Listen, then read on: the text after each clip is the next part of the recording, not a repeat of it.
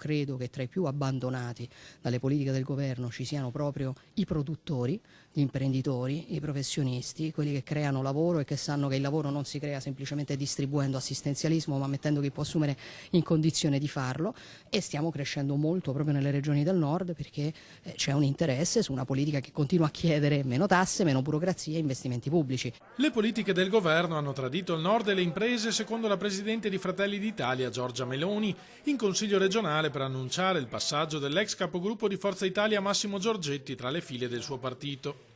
I temi tradizionali della Lega, sostiene Meloni, in questo momento sono portati avanti da noi. Loro sono troppo impegnati nelle liti quotidiane coi 5 Stelle. Questa nazione ha bisogno di un governo che possa effettivamente occuparsi dei suoi interessi e non di stare a litigare con gente tendenzialmente di sinistra dalla mattina alla sera. Il centrodestra, sostiene Meloni, va ripensato. Per questo abbiamo lanciato l'appello per un grande movimento che possa crescere e riportare a casa tante persone che in questi anni si sono allontanate e vogliono portare al governo del Paese una realtà coesa con un programma condiviso.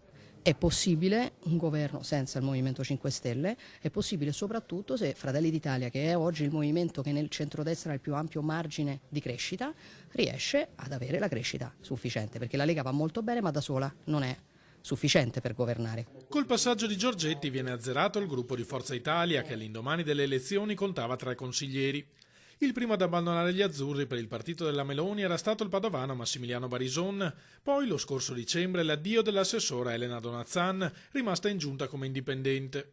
A rappresentare in regione il partito di Berlusconi resta solo Maurizio Conte, eletto però con la lista Tosi.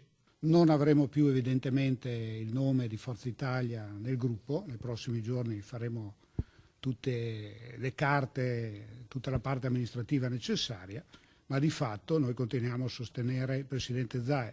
Se poi qualcuno di quelli che l'ha in qualche modo combattuto vorrà prendere la bandiera di Forza Italia, non è un problema nostro.